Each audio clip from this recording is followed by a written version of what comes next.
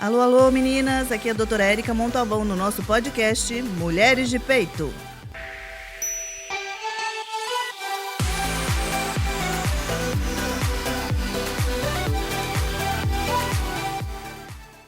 Olá, olá!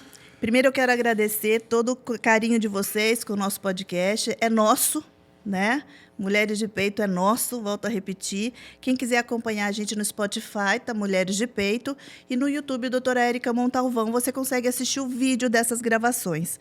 Estou muito contente de vocês estarem acompanhando conosco e tem dado apoio, né, a essa empreitada nossa. O tema de hoje, eu trouxe um convidado muito especial, até assim... Estou com cuidado, porque ele sabe muito, mas, assim, eu adoro trazer gente assim, porque eu também quero aprender bastante, né? Dr. Oswaldo Couto, ele é neurologista e cefaliatra. Olha, aprendi uma palavra nova. Obrigada por você ter aceitado esse convite.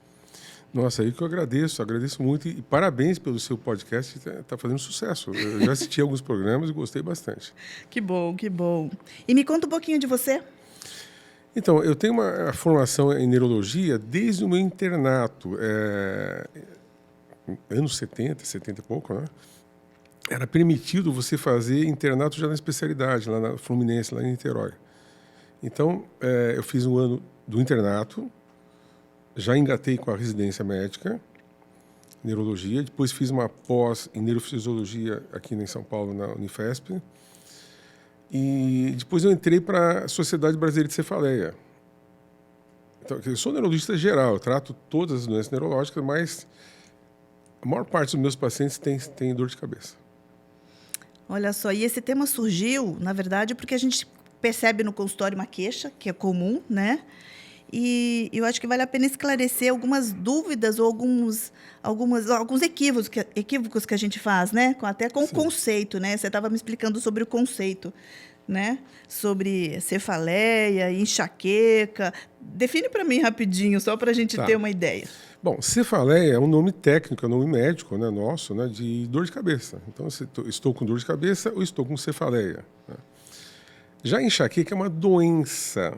É uma doença e o sintoma mais conhecido, às vezes o mais irritante, é a cefaleia. Mas não é só a cefaleia. A enxaqueca é uma série de sintomas que mudam desde a infância até a idade adulta. Crianças, por exemplo, têm as chamadas síndromes periódicas da infância. Eles têm dor nas pernas, alguns têm enxaqueca abdominal, dói a barriga, passam mal em viagem, chama cinetose, ou então brinquedo que gira muito. Tem vertigem benigna da infância. É benigna porque não é uma doença grave, mas é muito ruim. A criança fica tonta, fica pálida, vomita às vezes no meio da rua. Então, tudo isso é chamado de equivalentes da enxaqueca. Sem contar a aura. Tá? A aura são alterações visuais ou sensitivas ou motoras. A maioria das auras acontece junto com dor de cabeça, mas você pode ter aura sem dor. Ah, então ótimo. E essa sua explicação, que criança traz sintomas da enxaqueca, né, mas em lugares diferentes, né? Eu já estava aqui, quando a gente estava conversando um pouquinho antes, eu já estava aqui imaginando, né, como é que faz o diagnóstico disso em criança, né? E assim, o tema nosso hoje é focado em mulher, lógico que vale também o esclarecimento que tem muitos... essa é uma queixa comum, na verdade. A gente estava conversando que é bem comum em mulheres, né? Mais comum. Sim, na população em geral, no Brasil, 16% dos brasileiros têm enxaqueca. É bastante, é muita coisa. Dá 25, mais de 30 milhões de pessoas. Nossa Senhora. E a gente calcula que 25 milhões são mulheres. A maioria é mulher. É 3 para 1, mais ou menos, em relação aos homens. Sabe-se por quê? Tem alguma... Fator hormonal. Ah, gineco, fator cuidado. Hormonal, fator hormonal. Pode ter algum outro fator, mas a gente ainda não tem certeza. Mas o hormonal é por causa da piora no ciclo menstrual. Essas variações hormonais. Flutuações hormonais. Exatamente. Né? E para a gente, como ginecologista, eu também falo que é muito difícil de tratar. Primeiro, porque o tratamento deve ser contínuo e a maioria suspende quando acha uma melhorinha, né? Aí voltam os sintomas de novo. Então, as pessoas têm que ter noção, ter consciência de que ela não é obrigada a ficar sofrendo isso. Entendeu? Tem como resolver. Não é você ficar se automedicando, ir na farmácia, me dá um remédio aqui para dor de cabeça e tal. Isso corre o risco de cronificar a dor de cabeça, você aumentar a frequência. Se você tomar mais do que 8 dias de analgésico no mês, você pode entrar na chamada cefaleia crônica diária. São pessoas que têm, chama diária, mas não é. É de 15 a 30 dias de dor de cabeça no mês, não é brincadeira. E é comum isso, né? Infelizmente é comum. Geralmente, assim, na mulher a gente já comentou que as causas, principalmente essa oscilação, flutuação hormonal, e tirando a parte hormonal, tem alguma outra causa específica? Você tem os gatilhos, né? Os gatilhos são os mais variáveis possíveis. Você tem um gatilho emocional, né? Quem tem enxaqueca tem uma sensibilidade. É um cérebro instável, Érica. Ele é sensível, é como se fosse um alarme de carro que toca assim você abrir a porta. Você chegou perto do carro, ele já toca. A enxaqueca, o cérebro é muito sensível. Então, ele tem uma sensibilidade muito grande por emocional, tá? Então, um estresse grande, uma preocupação, ansiedade, até depressão. E o cérebro da enxaqueca facilita isso. Então, é um vai e volta. Quem tem enxaqueca tem mais tendência a ter transtorno de sono e transtorno de humor. Labilidade emocional, né? Labilidade emocional. Jejum, ela não tolera jejum. Enxaqueca não admite jejum. Você ficar sem comer nada 4, 5, 6 horas é um risco grande, é um perigo. Ela pode pegar você. Hidratação, água, né? Verdade. Você sabe que a gente sabe que o sódio, potássio, não é só pele e músculo, o cérebro também tem sódio e potássio. Então, você ajuda a fazer um desequilíbrio nessa função cerebral. Então, estar sempre bem hidratada, dormir com a luz diurna, esse é um problema. Acordar tarde, final de semana, feriado, dormir depois do almoço mais que 1h30, isso já foi feito estudo, tá? Pode também desencadear crise. Nós somos animais diurnos, o ser humano é um bicho do dia, não da noite. Olha, eu durmo com as galinhas e acordo com as galinhas. Me desculpem, mas eu não consigo dormir tarde. Mas lógico que quando eu vou ter algum evento, eu durmo tarde, tá? Mas se eu estou em casa, olha, querem conversar comigo, é muito difícil, brincadeira. Mas eu durmo mais cedo e eu prefiro também. Então, isso é importante a gente saber. O sono, né? É o que você falou. Alimentação, hidratação. Sim, tem gatilhos de alimentos também. Tá? Funciona para todo mundo? Não funciona para todo mundo. Tem um inimigo da enxaqueca, o chocolate, né? Você sabe disso. E o chocolate tem um problema, tem uma função na mulher diferente do homem, né? Você sabe, né? O chocolate, a substância do cacau associada ao estrogênio, libera triptofano, que é um calmante natural. Eu prescrevo. Então, para as mulheres, o chocolate tem um efeito, para o homem, outro efeito. Então, o homem come chocolate como se fosse um doce. Um doce. Ele troca por uma coxinha fácil, entendeu?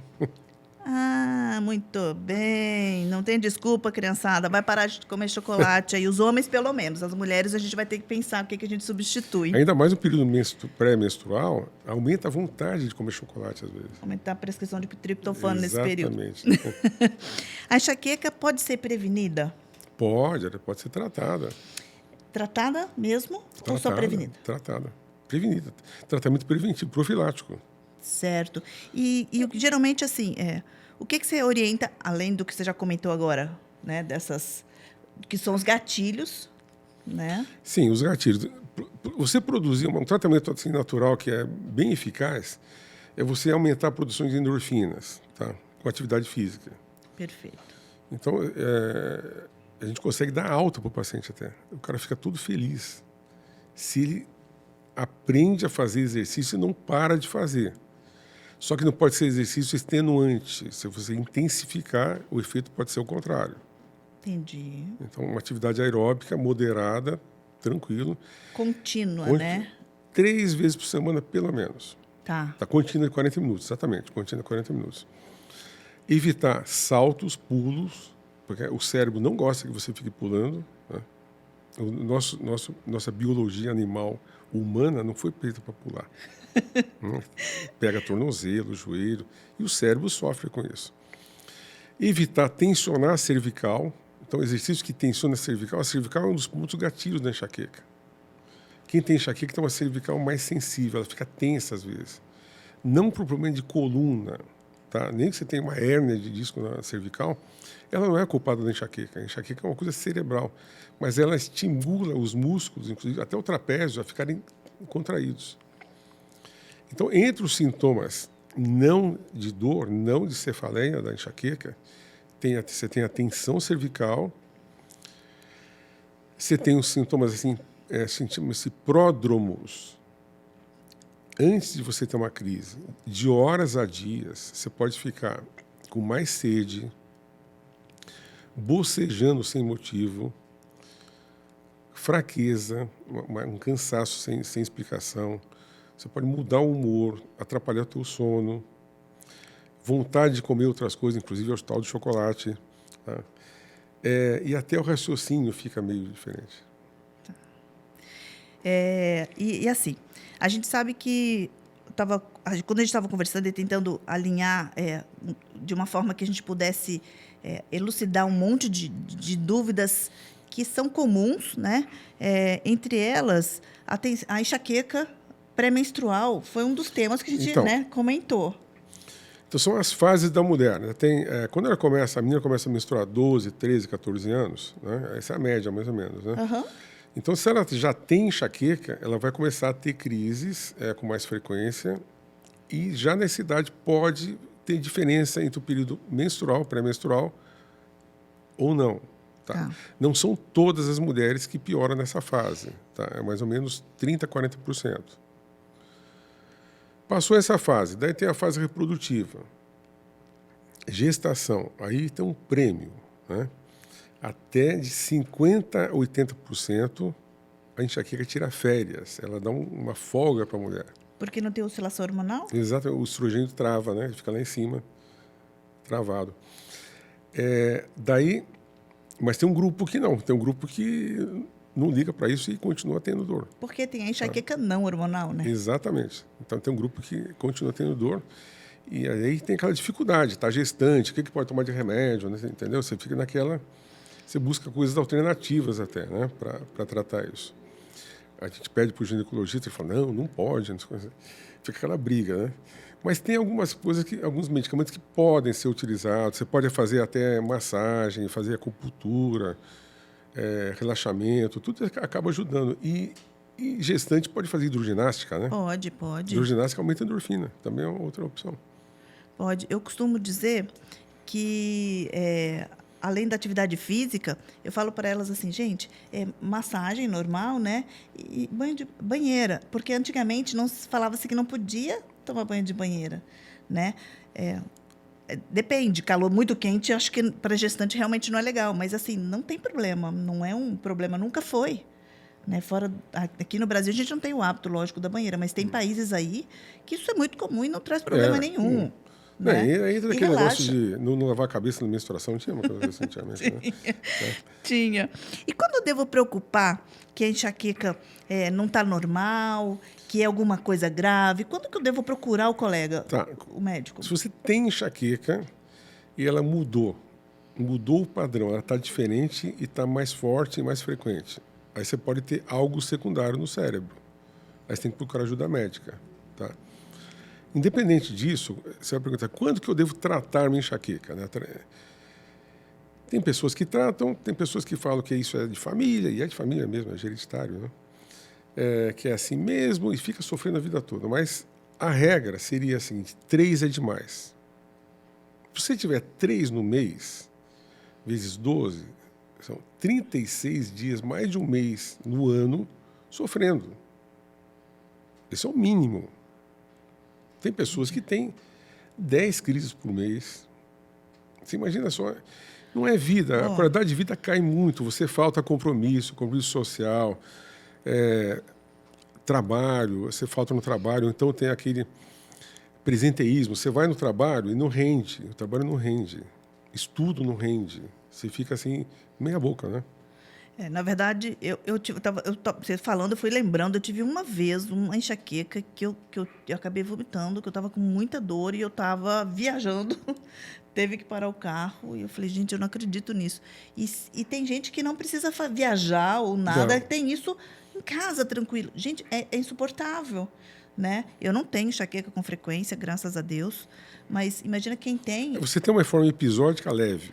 De vez em quando, assim, raramente, né? Ótimo, isso é bom. Quem tem desse jeito constante, tem que tratar, né? Tem tratamentos novos agora, fantásticos. A gente utilizava até um certo período remédios para outras doenças para tratar enxaqueca. Antidepressivo, anticonvulsivante, beta-bloqueador. E agora tem os chamados monoclonais. São anticorpos monoclonais, são remédios biológicos. Olha, que legal. Você toma uma injeção por mês. E tem resposta boa, não tem? Nossa, mas é uma coisa fantástica. Acho que eu tenho uma assim. paciente sua passando comigo que ela falou que ela está tomando. Não, eu tiro com a mão, o negócio é impressionante. Eles ficam... Ó, teve um paciente que chorou de emoção. Imagina, passa anos sofrendo e de repente... E outra xingou a medicina porque não inventou antes. Aí falou para elas, olha, infelizmente a medicina vai trabalhando à medida que vão aparecendo e os estudos, né? É o que dá para fazer, né? Foi o que a gente falou, a medicina é uma ciência, né, de verdades dinâmica, transitórias, dinâmica, né? Muito dinâmica, né? Muito dinâmica. Embora é lento, se você for pensar bem, que precisa anos de estudo para que alguma coisa seja efetivamente comprovada e aceita, né? Sem efeitos colaterais graves, né, que é importante. Mas, ao mesmo tempo, é rápida, se você for pensar bem, Sim, porque... sim. Né, igual a gente estava conversando sobre os hormônios, né, da reposição hormonal na perimenopausa, pelo desequilíbrio hormonal, a enxaqueca pode vir pior e ficar bem pior nesse momento, que antigamente a gente tinha muito medo do câncer, né, a reposição hormonal e o câncer. Hoje, a gente já consegue responder com mais tranquilidade que não. É um fator de risco a mais. Sim, sim. Né? Sim. E tem um melhor tratamento para a gente prevenir ou é esse conjunto? É um conjunto de coisas. Você tem que mudar hábitos, né? De alimentação, se hidratar direitinho, não acordar tarde. Se você tem um transtorno emocional, trate o transtorno emocional. Entendeu? Procura um psiquiatra, conversa com ele, às vezes faz uma terapia. Né? Então, são vários fatores. E tem outros fatores também que podem interferir. Aí entra o fator de tensão muscular, às vezes precisa ir no dentista para ver a distúrbio da ATM. Tá? É verdade. Tudo isso acaba atrapalhando. Então a gente fala assim, se eu usar óculos vai sarar a enxaqueca. Não, mas você tem que usar óculos, acabou. É outra história. Né? Então, tudo que você tratar para não te incomodar, ela vai te agradecer. Aí fala o tratamento global, né? Global. Não dá para separar a cabeça do resto só. Até infecções, você tem uma infecção urinária, você tem uma infecção pulmonar, sinusite também, ela piora, tá? Porque é uma inflamação atrás de outra. A enxaqueca é uma inflamação neurogênica, é uma inflamação asséptica, não tem infecção, mas o cérebro inflama. Aí que entra essa injeção que eu te falei. Que legal, cara, muito joia.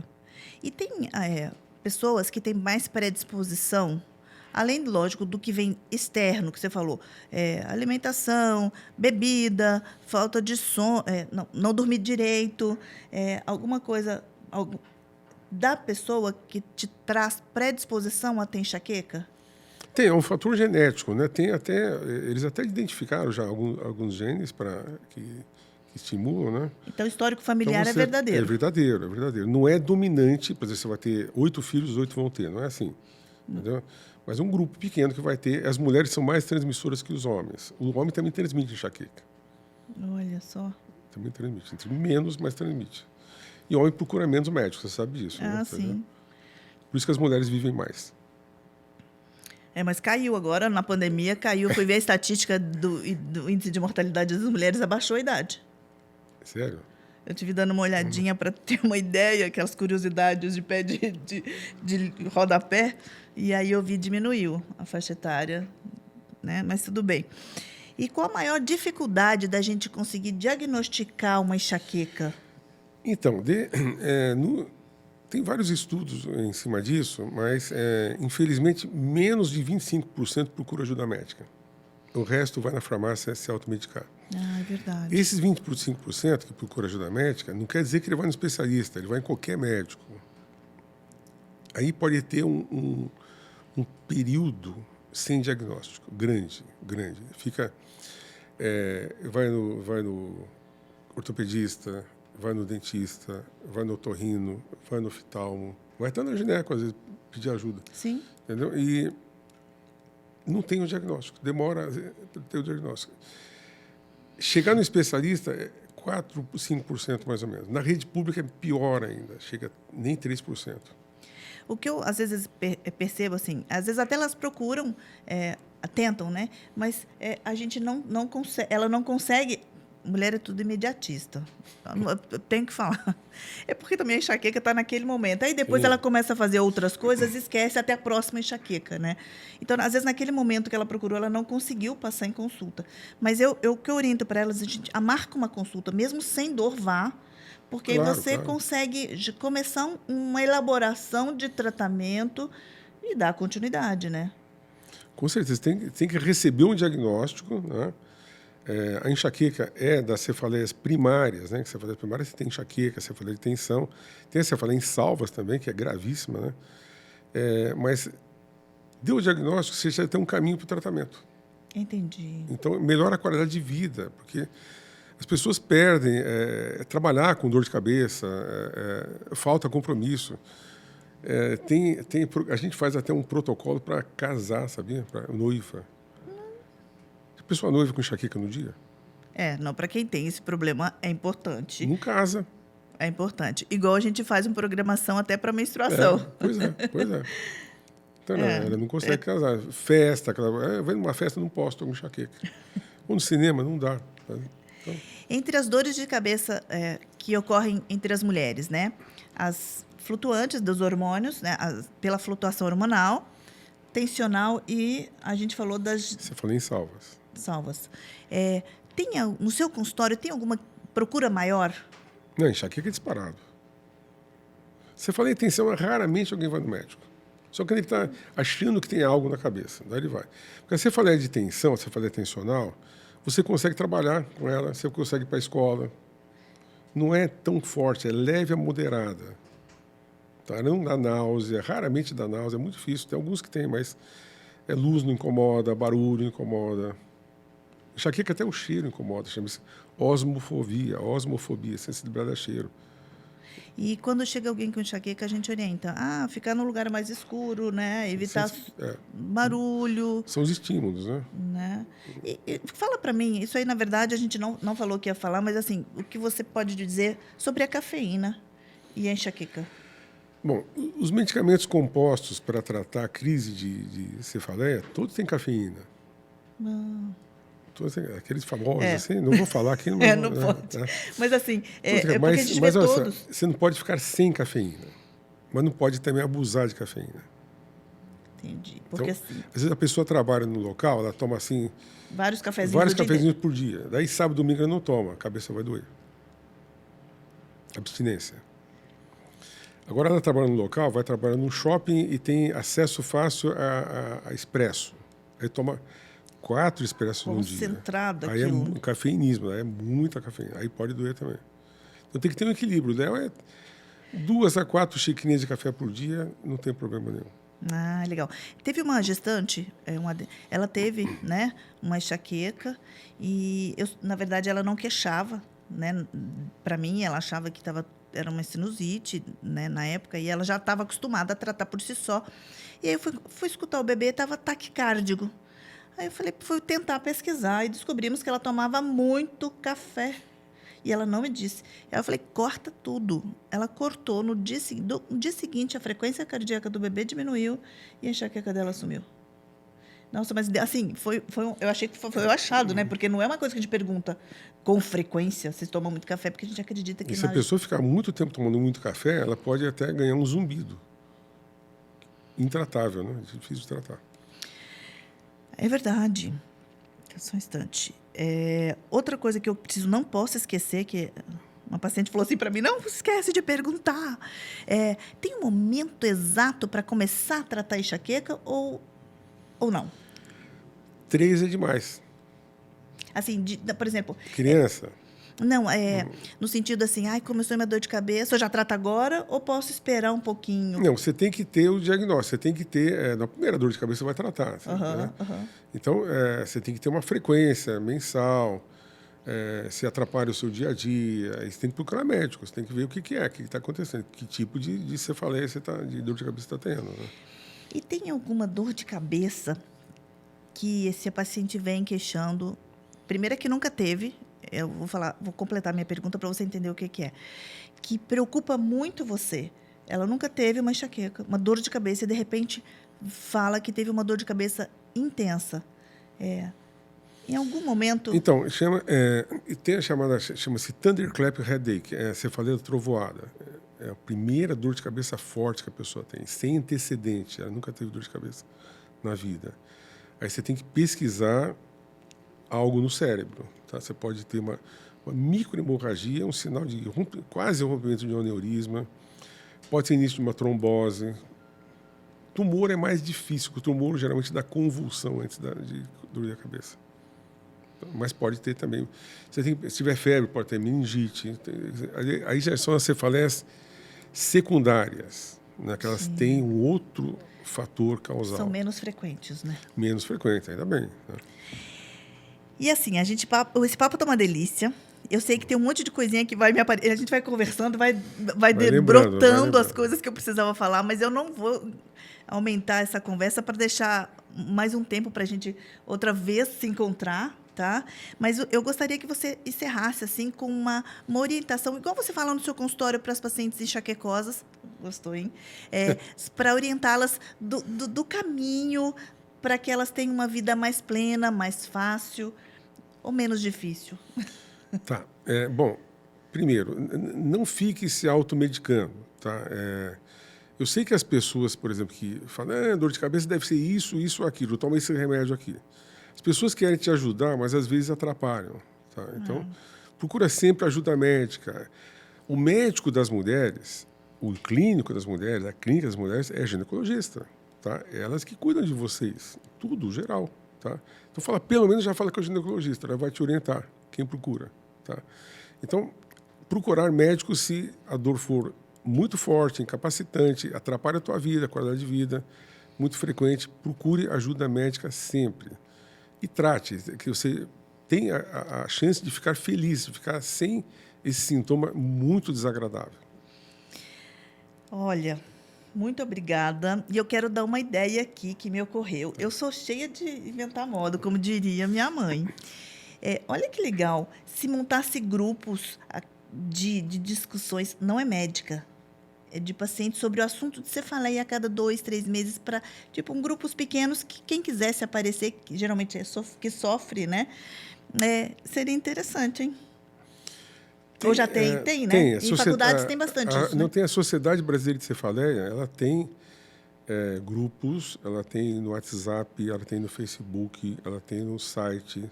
É só acessar Sociedade Brasileira de Cefaleia. Ai, ó, que legal. Eu achando que estou arrasando. Tem no Instagram também.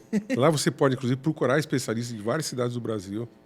Né? Ai, ó. Sabe por que eu falo? Porque, assim, às vezes a gente precisa estar sempre sendo lembrada, né? Eu falo que, como mulher e como todo mundo, igual eu falo, atividade física, eu falo toda vez. E a gente voltou a falar hoje. Né? Alimentação regrada, sono, beber bastante água.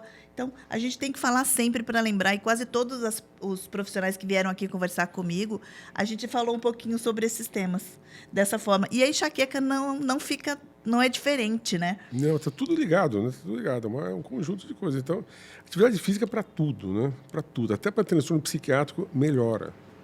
Ai, que legal. Olha, quero te agradecer muito essa Eu disponibilidade. que agradeço, tá? Eu sei que não é fácil, eu sei como é que é a sua agenda. Mas, muito, muito obrigada. Eu quero ter outra oportunidade mais para frente da gente se encontrar de novo e falar mais temas que eu acho que dentro do que a gente puder esclarecer as pessoas. Um tema interessante, pode ser para o futuro, se você pensar, é epilepsia na mulher também. Você comentou da outra vez, é verdade. É um tema interessante para a gente bater um papo, sim. Tem bastante, viu? Ai, nem me fale.